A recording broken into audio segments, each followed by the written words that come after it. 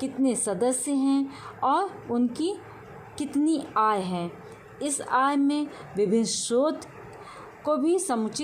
स्रोतों की भी हम समुचित जानकारी प्राप्त करते हैं और इसमें नोट करते हैं तथा गृह अर्थव्यवस्था के लिए परिवार की आय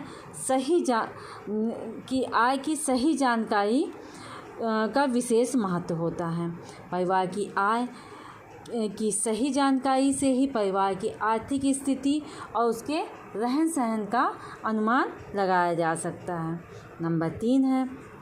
नंबर 4 व्यय की सूचना। बजट बनाते समय हमें यह भी ध्यान रखना होता है कि हम अपने आय को किस तरह से व्यय कर रहे हैं।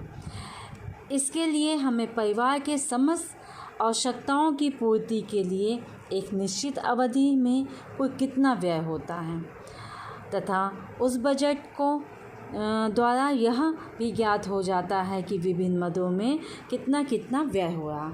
मतलब कि इससे हमें ये पता चलता है कि हमारी कोई कितनी आय है और वो हमें एक निश्चित समय तक में कितने समय तक में उसको खर्च करना है या उसके हमें विशेष कौन सी चीज़ें हैं जिसके ऊपर हमें उसको खर्च करना है। इसका अनुमान भी होना चाहिए कि संबंधित परिवार की आवश्यकताओं को अधिक महत्व देता है और मनोरंजन और व्यवस्था संबंधी आवश्यकताओं मतलब उसके महत्व को अधिक समय देता है, उसकी ज़रूरतों को अधिक समय देता है या जो हमारी विलासितापूर्ण आवश्यकताएं हैं उस पर हम ज़्यादा खर्च करते हैं। ये व्यय की सूची भी हमें देनी होती है तथा बचत की सूचना।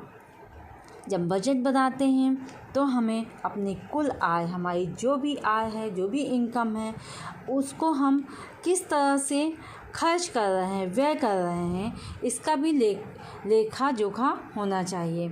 आय के व्यय आंकड़ों के आधार पर स्पष्ट होता है। परिवार द्वारा निश्चित अवधि में कुछ बचत की जाती है या नहीं, इस बचत को कितनी बचत की गई है और किस तरह से खर्च किया गया है। इसमें हम ये भी पता लगाते हैं कि जो हमारा एक निश्चित समय में जो हमारी एक आय थी और उसको हमने खर्च किया तो उसके बाद हमने कितनी उसमें से बचत की।